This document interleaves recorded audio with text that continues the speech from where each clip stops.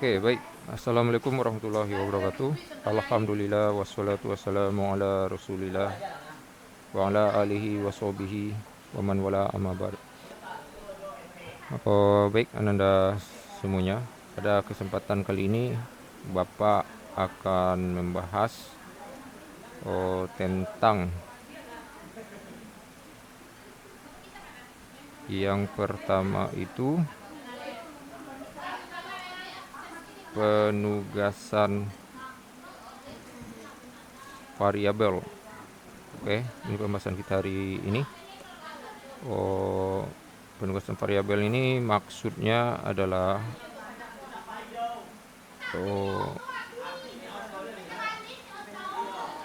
beberapa cara memberikan nilai ke variabel. Yang kedua, pembahasan kita adalah operasi aritmatika ya pada variabel. Oke, ini akan kita bahas. Baik, namun sebelumnya kita review dulu pelajaran kita yang sebelumnya ya. Oke, ini kemarin kita buat kode ini. Jadi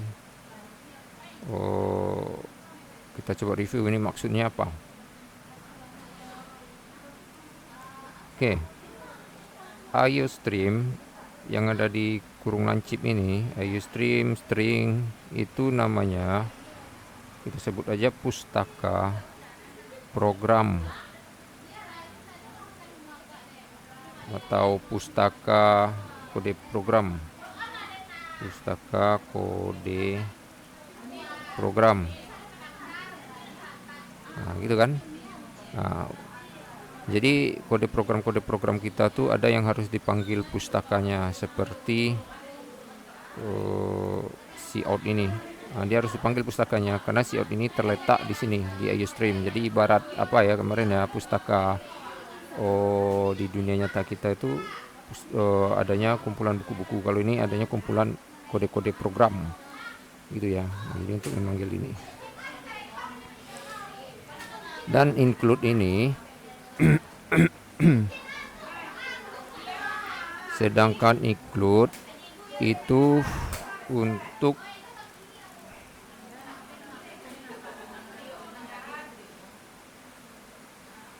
ini kenapa besar gini.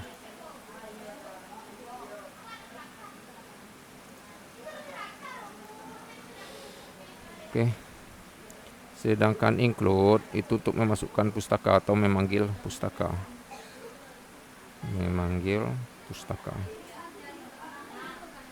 Oke ya. Sekarang namespace std ini apa? Ini kita umpamakan aja rak di pustaka ya. Jadi pustaka string itu untuk memanggil kode program string. Cuman dia berada di raknya ini std. Nah, jadi kalau kita tidak menggunakan std di sini, berarti kita harus panggil raknya di sini. Nah, itu dia ya. Atau untuk string. Begitu pula untuk cout. Begitu pula untuk cout.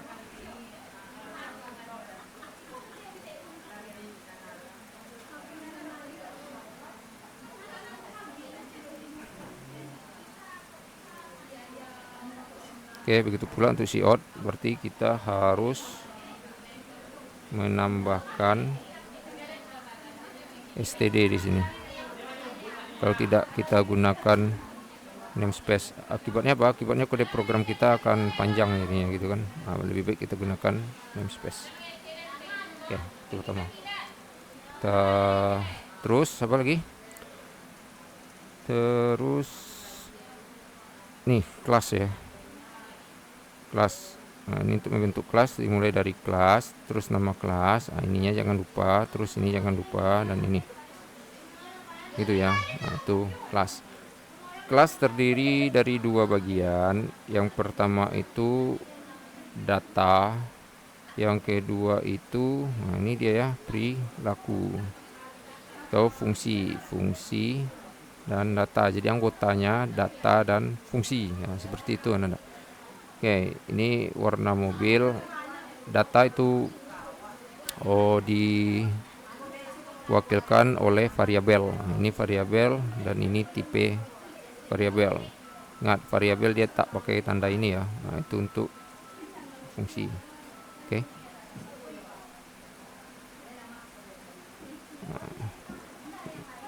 Jadi data menunjukkan ciri-ciri dan cara membuatnya yaitu dengan membuat variabel gitu ya.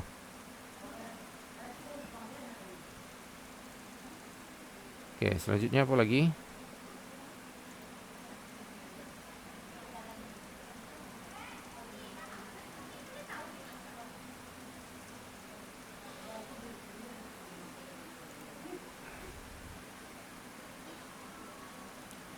Ini data tadi ya. Ini perilaku. Ya di dunia nyata ada perilaku ya. Kalau untuk mobil perilakunya apa? Ya bisa mendapatkan warna mobil. Oke, kita boleh membuat seperti itu ya. Bisa belok, jalan, maju, mundur. Nah, itu perilaku. Nah, itu ya. Mendapatkan warna mobil, mengatur. Sebenarnya di dunia nyata yang mengatur itu kan manusia sebenarnya mengatur warna mobil itu kan. Nah, cuman harus dibuatkan kalau di pemrograman harus dibuatkan dirinya sendiri ini, fungsinya sendiri untuk mengatur dirinya sendiri. Jadi nanti objek lain dia memanggil fungsinya ini. Gitu Ananda. Kalau di dunia nyata kan yang mengubah warna mobil atau mengetahui warnanya itu kan apa? Objek lain seperti kita tahu itu warnanya merah gitu. Kita bisa merubah catnya. Nah, tapi di pemrograman itu harus dibuatkan di dalam objek itu sendiri, mengubah warnanya, mendapatkan warnanya, dan sebagainya, belok, maju, mundur gitu. Nah, nanti objek yang lain itu memanggil fungsi ini. Jadi begitu ya caranya ya. Untuk mengubah data, berarti dibuatkan fungsi dirinya sendiri. Nanti objek lain manggil ke sini. Seperti itu cara kerjanya. Selanjutnya ada fungsi inMind.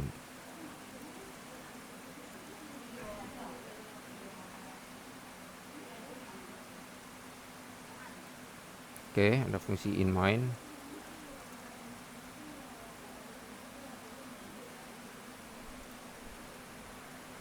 Ini fungsi ya, namanya fungsi utama. Dari sinilah kode program mulai dijalankan.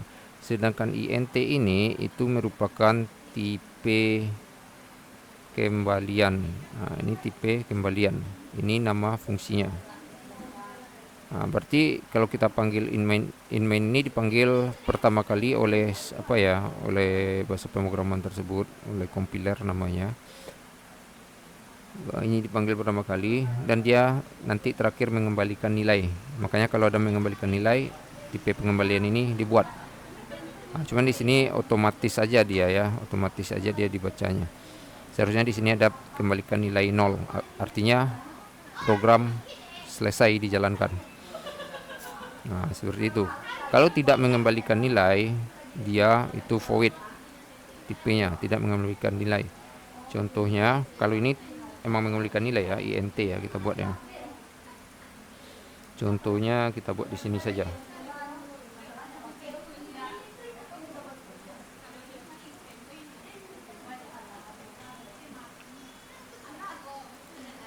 Ini tipe pengembalian fungsi tersebut. Dia mengembalikan nilai string berupa teks ya, string. Kan warna mobil nih string nih. Ini kita buat dulu.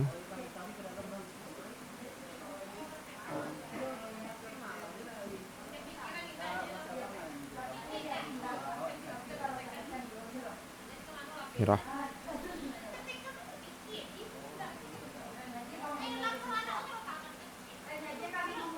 Oke. Ini tipe pengembalian. Jadi kita mau nilai ini, kita mau mendapatkan nilai ini, berarti fungsi ini harus mengembalikan nilai tersebut. Nah, harus dibuat tipe pengembaliannya. Karena dia tipenya harus sesuai dengan ini ya. Nah, tipe variabel harus sesuai dengan tipe variabel di mana nilai tersebut berada. Kita mau mendapatkan nilai merah ini di variabel ini, berarti tipe pengembaliannya string. Nah, sesuai dengan tipe variabel ini, string, dan gunakan return. Nah, itu kalau untuk mendapatkan nilai. Kalau untuk tidak mendapatkan nilai bagaimana? Itu void. Untuk mengubah nilai ya, berarti itu void kita buat. Nah, misal seperti ini, void atur warna bodi mobil. Nah, seperti itu, warna bodi mobil sama dengan hitam. Nah, lihat nampak bedanya ya Nanda. Kalau ini kita untuk mendapatkan nilai itu harus ada tipe pengembaliannya. Kalau tidak mendapatkan nilai mengatur dia, nah, itu cukup dengan kita buatkan void. Nah, tidak ada tipe pengembalian, berarti artinya seperti itu ya. Nah, di dunia nyata contohnya apa? Contohnya di dunia nyata misalnya Bapak memerintahkan Ananda tolong bersihkan ruangan itu, kata Bapak kan. Berarti itu kan tidak ada tipe pengembalian apapun. Nah, jadi itu void. Kalau Bapak minta sedekah ke Ananda misalnya, tolong nyumbang sedekah untuk ini, maka Ananda memberikan suatu uang atau nilai kepada Bapak seperti itu kan. Itu tuh berarti ada tipe pengembaliannya. Kalau bilangan bulat int, kalau text string gitu ya. Nah, oke ya, selanjutnya ini belum kita bahas reviewnya ya. Public ini menandakan hak akses terhadap yang di bawah ini ya. Kalau dia public berarti kemarin itu dia bisa diakses langsung oleh objek. Nah, akses langsung oleh objek. Kalau privat dia tidak bisa diakses langsung oleh objek, tapi harus melalui metode. Mau mengakses nilai ini tapi dia privat, berarti harus melalui metode dulu. Harus ada metode public di sini. Nah, harus kita set public. Oke, kita set public. Nah, harus ada melalui metode ini dulu baru bisa kita set ini. Jika ini privat seperti itu ya. Nah, sementara kalau privat berarti artinya itu diakses oleh objek, tidak bisa diakses, apa maksudnya ya? Objek tidak bisa mengakses ini secara langsung melalui metode, tapi untuk kelas hak aksesnya tetap bisa dilakukan ya. Mau ini public mau ini privat dia tetap bisa mengakses ini karena dia berada di lingkup kelas. Kalau public, kelas ini semua juga bisa, dan ini bisa mengakses langsung seperti itu. Oke ya. Kalau kurang paham lagi ini bisa dilihat di video sebelumnya. Oke, selanjutnya ini untuk membuat objeknya, membuat objek, nama objek dan kelasnya. Dan ini untuk memanggil nilai dari objek tersebut. Nih, nilai warna ini. Kalau privat dia berarti ini error dia. Dia tidak bisa diakses secara langsung seperti ini, harus melalui metode. Sedangkan ini pemanggilan variabel warna bodi mobil gitu ya, karena tidak ada kurung kurawal ini kan. Nah, gitu. Makanya error di sini Anda. Nah, ada 2 error di bagian bawah ini. Oke, sekarang kita masuk cara penugasan variabel ya, atau pemberian nilai kepada variabel. Cara pertama itu, oke, ini berubah-berubah dia nih ukurannya. Oke, cara pertama itu ketika variabel ditetapkan. Nah, cara pemberiannya ya, pemberian nilai ya.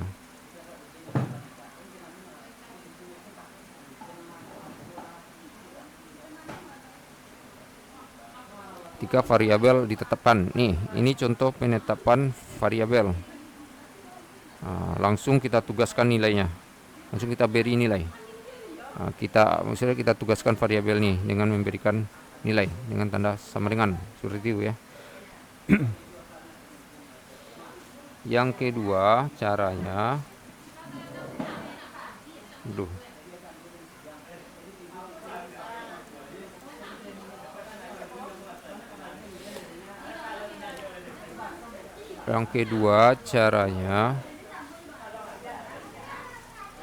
melalui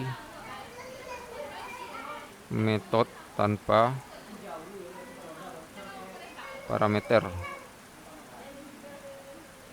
Ini metode atau fungsi, itu nama lainnya ya. Tanpa parameter.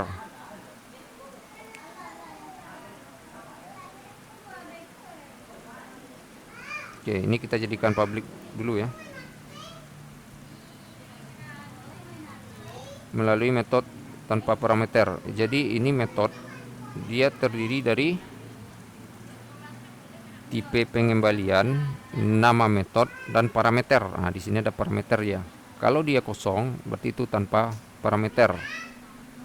Jadi seperti itu. Barulah ditugaskan variabel tersebut diberikan nilai melalui metode tanpa parameter.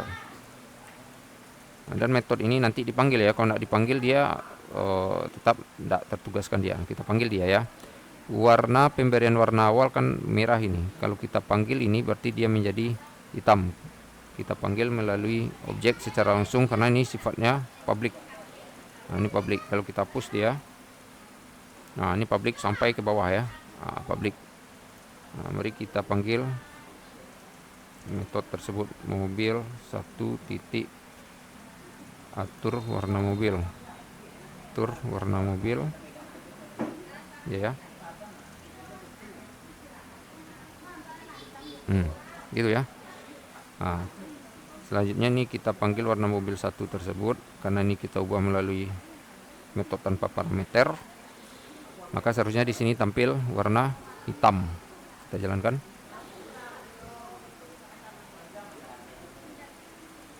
Benar ya, warna hitam tampil ya. Sedangkan mobil 2 itu tidak kita ubah, ini nilai awalnya tetap merah gitu. Oke. Yang ketiga, melalui metode atau fungsi dengan parameter. Contohnya ini ya. Kita kopikan ini. Kita buat satu lagi. Kita kasih aja kode di sini dengan parameter gitu ya. Jadi dengan parameter nanti kita panggil dia, sekalian kita masukkan nilai. Ketika dipanggil itu kita masukkan nilainya. Di sini kita buat nama variabel. Ini untuk sementara kita anggap nilai ini tidak boleh sama dengan ini ya. Tidak boleh dengan warna bodi mobil. Jadi kalau mau mengubah nilai dari sini itu tidak boleh sama nama variabelnya. Seperti itu. Ini dengan parameter. Terus warna mobil ini sama dengan X. Karena ini nanti ada nilai nanti. Pas kita panggil, kita letakkan nilai ke sini. Makanya warna mobil nanti berubah ya. Nih caranya. Dengan parameter mobil 1 titik atur warna mobil dengan parameter, kita kasih dia string, berarti kita isi hijau, misal hijau. Oke, tidak ada yang error. Jadi ini dia, kita panggil metode atau fungsi atur warna mobil dengan parameter. Lalu kita tuliskan parameternya, masuk dia ke sini, masuk dia ke variabel X. Lalu variabel X ini kita masukkan ke warna mobil. Jadi warna mobilnya menjadi hijau. Yang nilai awal merah kita ubah menjadi atur warna bodi mobil menjadi hitam. Terus dengan metode parameter menjadi hijau, jadi warnanya nanti tampil hijau ya. Nah, oke ya, benar ya, warna hijau. Oke. Cara selanjutnya,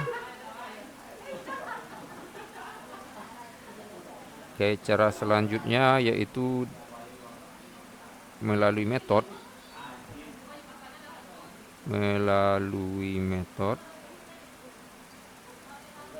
dengan inputan. Oke, melalui metode tapi dengan inputan. Kita buat lagi metodenya ya.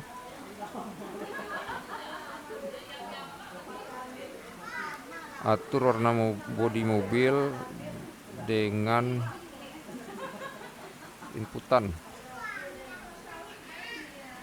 Jadi kalau dengan inputan, parameter nggak usah kita isi. Oke, kita buat keterangan dulu dengan cout.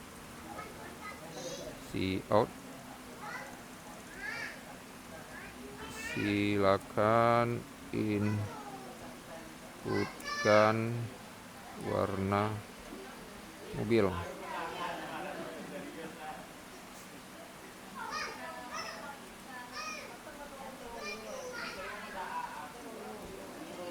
Oke. Nah, dengan inputan berarti kita menggunakan cin, panggil variabel ini ya, warna bodi mobil itu.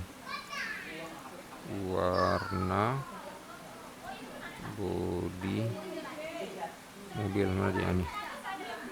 Bodi mobil. Nah, selanjutnya ketika objek sudah dibentuk, kita panggil ini lagi, metode ini. Mobil 1 titik, atur warna bodi mobil dengan inputan.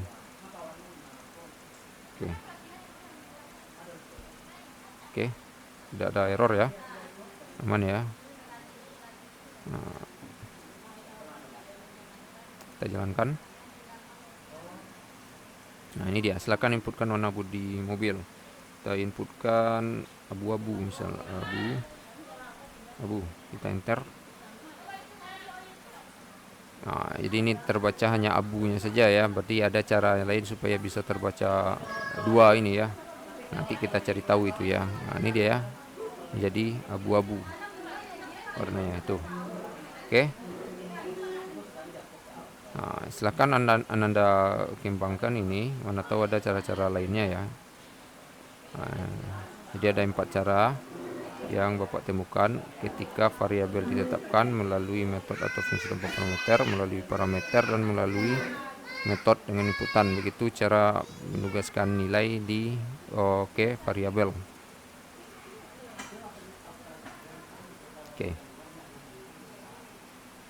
Oke, selanjutnya kita masuk ke operasi ya. Operasi aritmatika pada variabel. Nah, bisakah variabel kita lakukan operasi aritmatika tambah kurang kali bagi modulo. Modulo ini sisa bagi ya. Oke, kita coba ya. Nah, yang ini kita beri tanda ini agar tidak dieksekusi, slash 2 kali. Oke.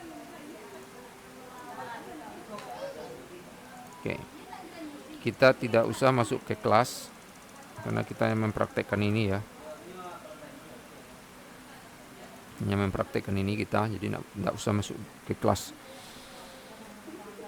Jadi misalkan kita mempunyai variabel bilangan 1 sama dengan 5, kita tugaskan langsung. Bilangan 2 sama dengan 4. Bagaimana melakukan operasi aritmatika? Kalau mau melakukan operasi aritmatika biasanya harus ada penampungnya lagi, variabel penampung ini ya. Oke, selanjutnya baru kita lakukan operasi aritmatika. Hasil sama dengan, misal tambah dulu 5, bukan 5 lah. Kita pada variabel ya, berarti bilangan 2 ya. Jadi kita panggil variabelnya, nama variabelnya kita panggil bilangan 1 tambah bilangan 2 karena variabel mewakili nilai, berarti di sini ada nilai jadinya 5 dan 4. Kita lihat keluarannya, Cout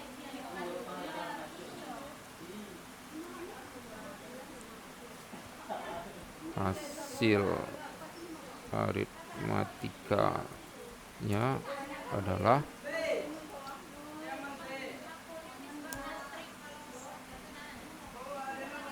hasil. Oke ya, 9 ya hasilnya ya. Mari kita lihat. Nah, ini ya, benar ya, 9 hasilnya ya. Yang ini kita abaikan saja karena ini dari sistem. Oke, selanjutnya kalau kali bagaimana? Ya kita cobakan saja. 5 kali 4 20 ya, sama ya. Nah, begitu juga dengan bagi, dan yang terakhir ini modulo, sisa. 5 bagi 4 berarti bersisa 1 koma sekian kan, berarti kan ada sisanya itu. Kalau kita komakan kan 5 bagi 4 1 koma sekian. Nih kita coba ya, 5 bagi 4 1,25. Itu kalau desimal ya, tapi kalau bulat-bulat aja kita ini bersisa 1 bersisa. Jadi kita lihatnya, jadi modulo itu sisa bagi 5 bukan ya, ini ya. Oke ya, jadi sisanya 1. Jadi kayak gini ya, 5 ini berubah-berubah dia nih.